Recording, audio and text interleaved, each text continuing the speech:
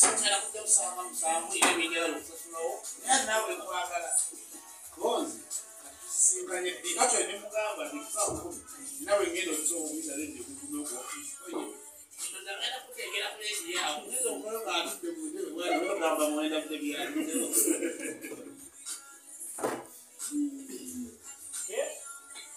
Musibe ukabanda ngera ngo masanyu vere jamani masanyu gamu baze nyinyi pesa ngera ini sasa nawe kulunga yogende ko WhatsApp wali badoko ngeza ho kumanyo ko ni mwangu munyi ngera de kusumbua tunakufuna ilo jana wewe no bila tankani ikoge zaida tu dada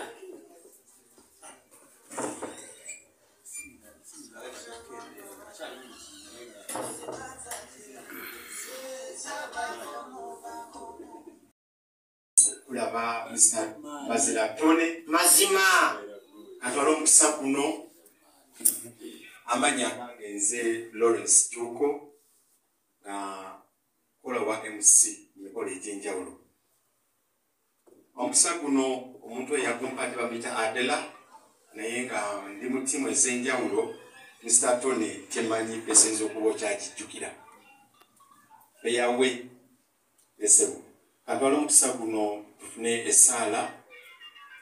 tandika omukolo mu bufunzefunze kamange sebo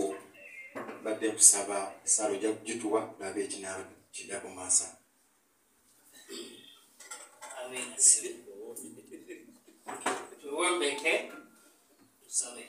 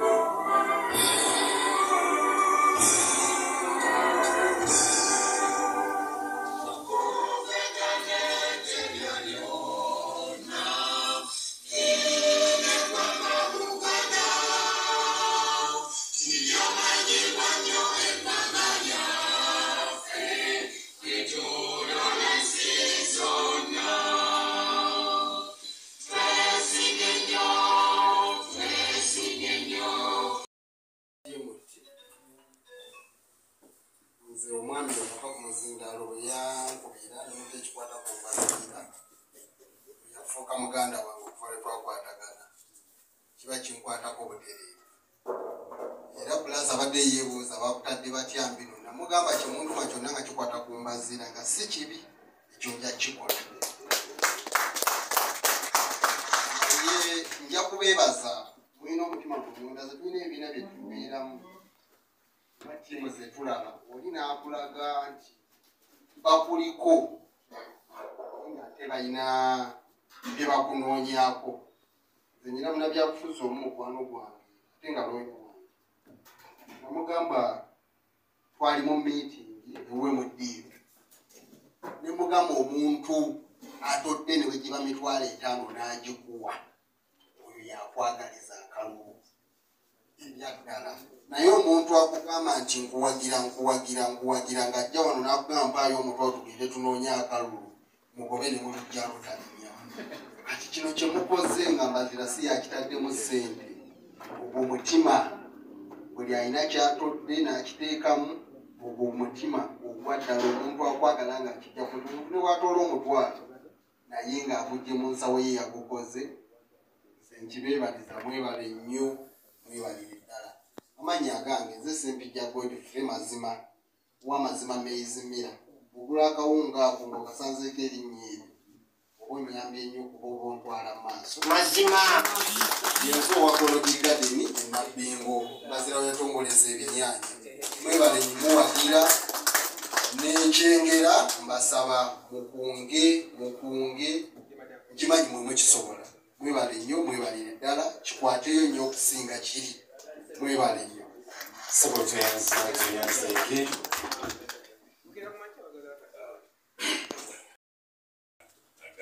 the Dennis Owen.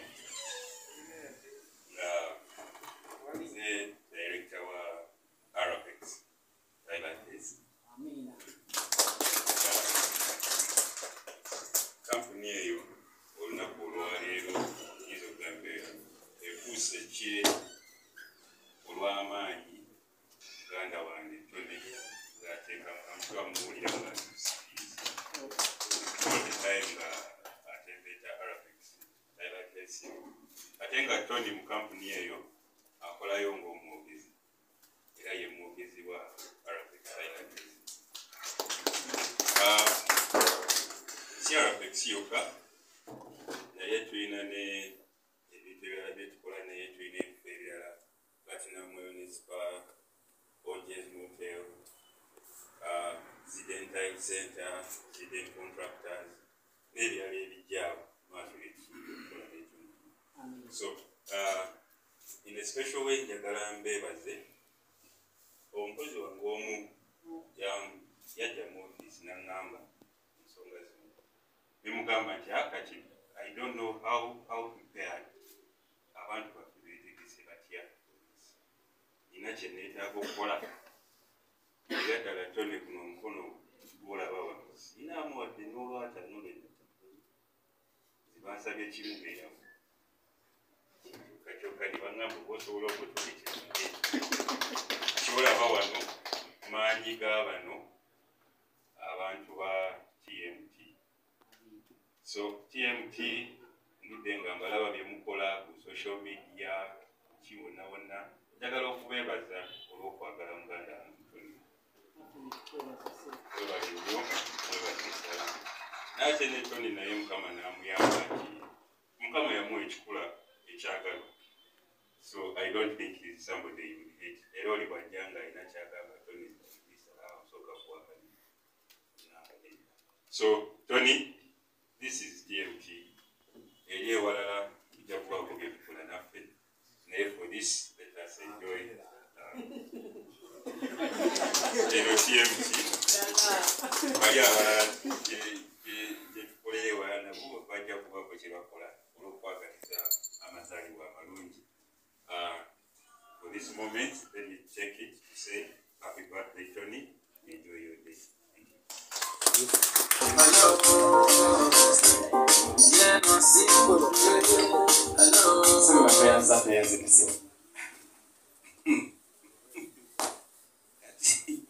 Simanyi yenna yakoze ekintu tagenda kulaba ggulu naye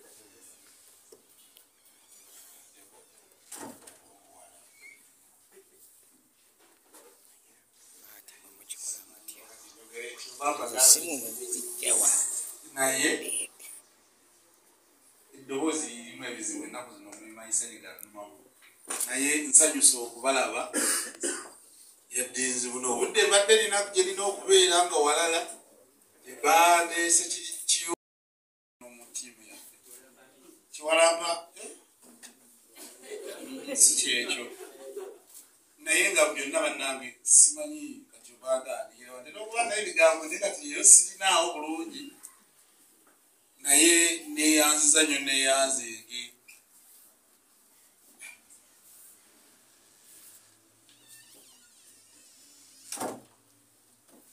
yenna eyaleeta ekirowoozo kino yeebale nze nno gyonna baddaawo Dennis Oboye ng'akubira essimu ng'era buli jjugozi ebiseera ebisinga tuba tulira okusisinkana ku nsonga ezetusisinkanirako ez'ebyemirimu era bwe tukola era mpulira ndowooza nti mwafunye abantu abatuufu mu buli ngeri mbadde siina bwe nnyinza kubeera nga bennaali badde ndinawo excuse era yali badde ebaako olunaku bwegwako nga mulina okunfuna mu lo so nze nga ndowooza tujja eno nsonga zaffe bya mirimu tulina meeting tugenda kukola promotion ate tugende manye egindi ebyo ebitunga bulijjo bitukola mukulu wange oli mazima agedde kumpisaamu kasimu siri bulungi naviridde ku radio nengenda ku stream live avenue ebinne masina kye nakozeeyo nenzireka kati ngezo okulaba simu nezijukira nga yankutidde eggulo nesikwale nemukwata nangamba waayi muganda wange gyoli ku ofiisi konze gyendi naye ngenda kuva tubale tuli mukukolagalango k'amasaza akazi ennaku zisigadde kati wankubiridde badde ni mukaproducinga nga ate obudde buntwala alina okudduka ngende ku redio nangamba ku ofiisi eyo nno bammanja simanyi nakubakati era abadde alimba oba abantu bamubanja owina essuubi yakasente manye mazima obadde olimbeera kubanga bwe ngambye mbanja ogeze okulaba nga amagamba ngamba nga sikirabako kino seba atuuse n'okusasula n'asasula kitegeeza omukisa gugudde ku nsonga entuufu mbadde mulina okunfuna mu buli mbeera so naye neyanziza nnyo bannange manyi kati bino ffenna twogeza amazima titubibeerangamu ebintu bwe biti era lwamabya ddala amayinza amazima galinzisa bino ebintu kati nkagyebugabiramu kati ngaani ngaate atandika bino omanyi sente ezigenze wano zigula ekyumba ky'embisi n'okusingawo n'omulimisa n'ennume ezinazirinyiranga nekyakyu so banne tweyanziza nnyo tweyanzeege mwebale kunjagala tiimu yange leero simanyi nakumanya omanyi abo mbagamba nnyo kigambo bwebale nkibagambye nnyo neyanziza mbyogedde mu luzungu tubyogedde kati sikyalina kyakubagamba oluusi nsirika nange nga binsobedde sina kyakubagamba naye neyanziza nnyo era situjja kikoowa kati mbagambe ki byaggwayo byonna tubyogedde just ndi musiimu mwebale nnyo mwebalire ddala birthday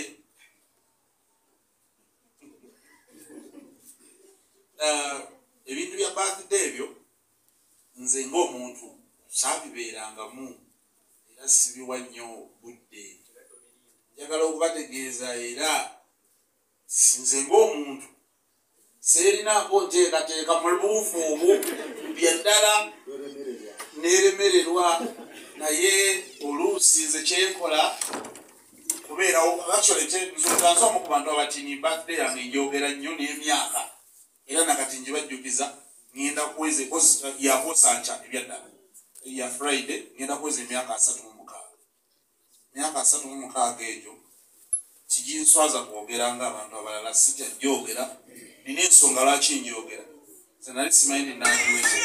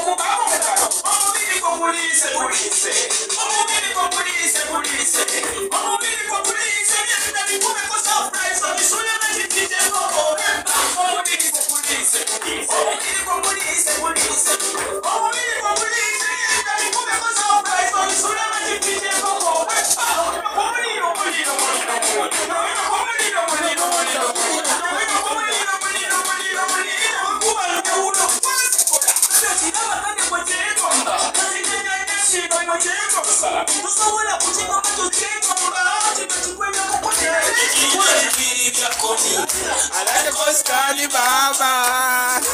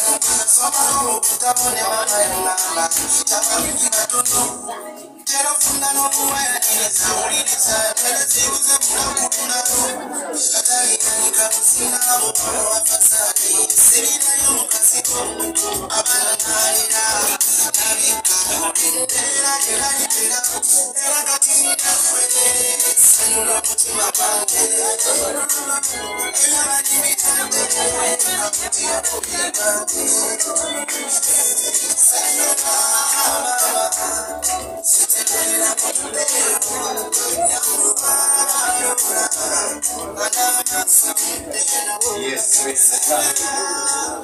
talking about the Mr. Mazilatoni, he just made a mask.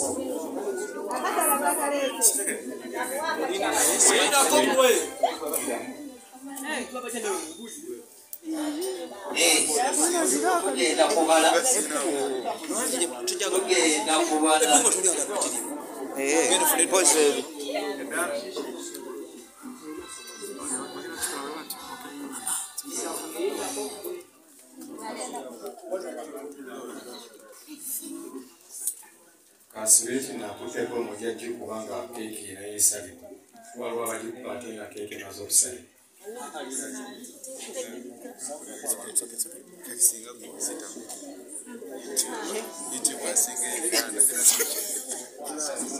Naingia consolation oli set.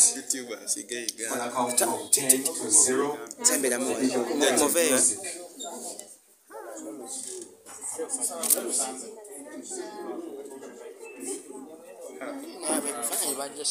Ten, 9, 8, 7, 6, 5, 4, 3, 2, 1,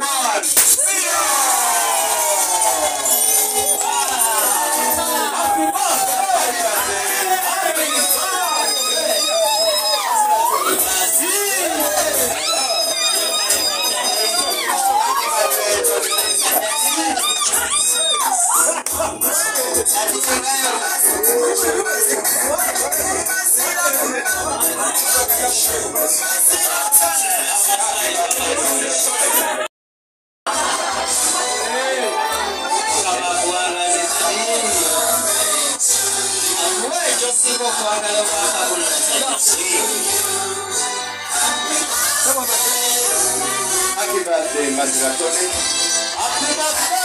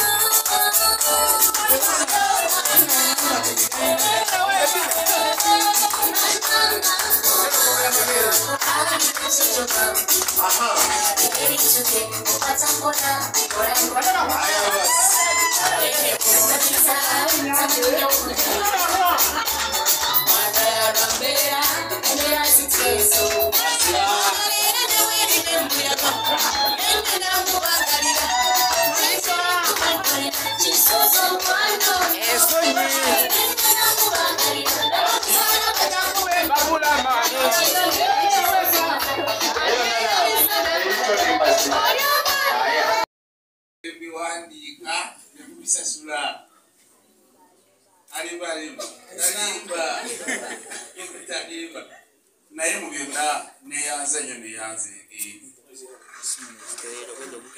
galesilugaako mu mbeera nga bimpeddeko kateero bimpeddeko ebyaddala kati siina nnyo byakwogera naye ndi musiimu nnyo ekyenkalidde awo mwebale nnyo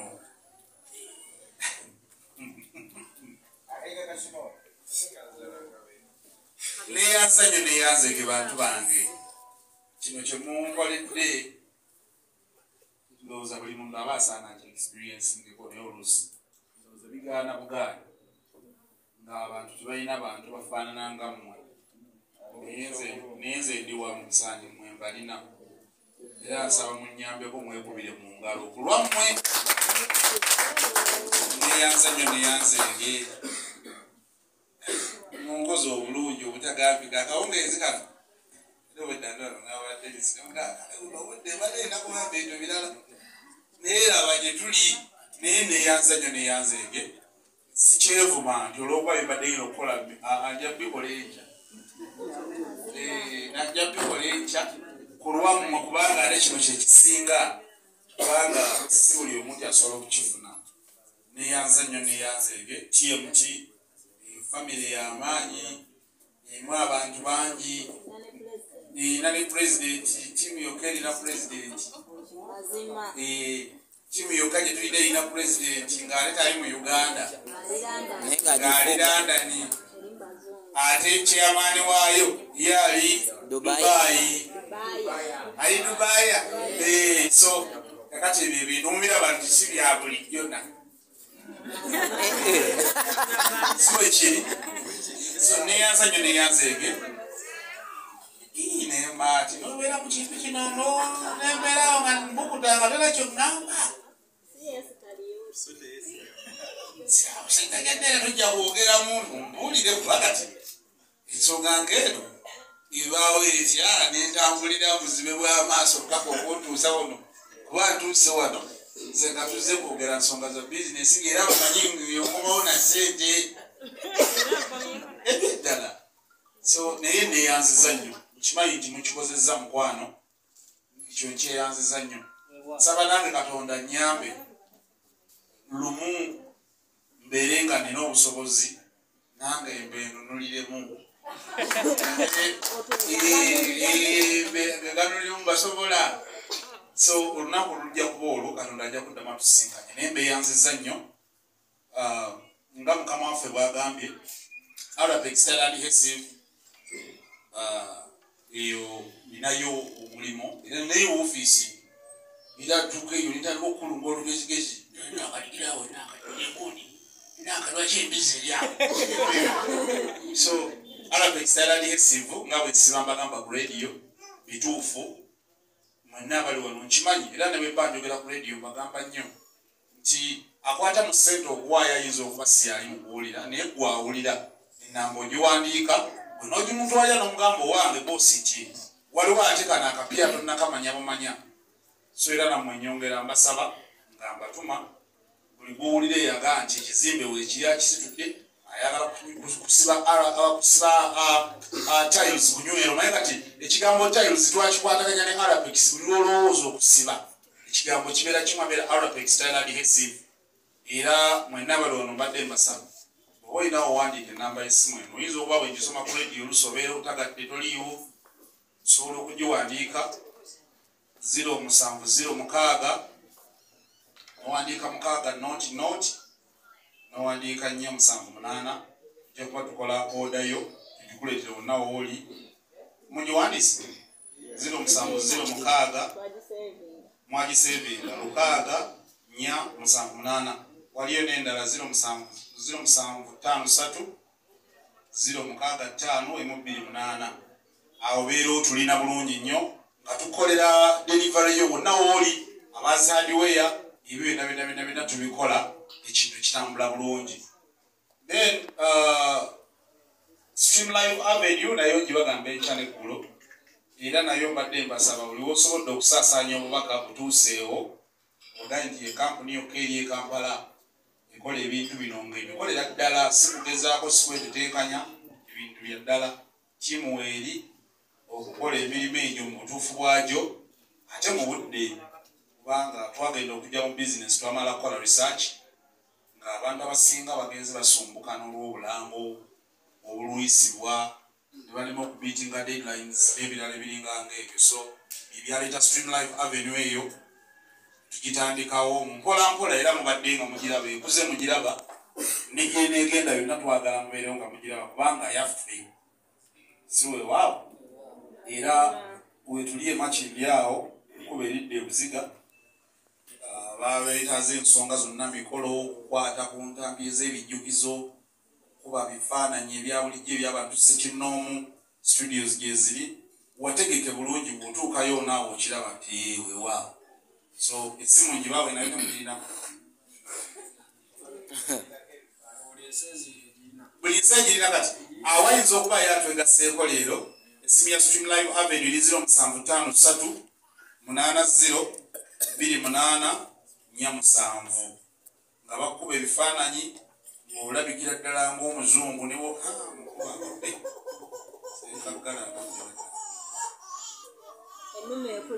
ennume ekulabika nga sigwogudde so bino bye bannange essimu yeeyo 0753 80 28 nga tukola emirimu buli kimu nga kitambula bulungi nnyo neeyanza nnyo neeyanza ebintu ebyenjogeddeko waggulu tugenze tubikuza lw'amaanyi gammwe ffe nga tuli ffekka tolina kyoyinza kukola ng'oli wekka kola nabagaye twebaza ekimu ku bintu twebaza mbudde buno Katonda kutuwa abantu tusiba twogera enkya neggulu nti obugagga bintu toyinza kufuna bintu nga tolina bantu olina kusooka kufuna bantu n'ogenda ng'obajjako mpolampola ebintu nga bakuwa ebintu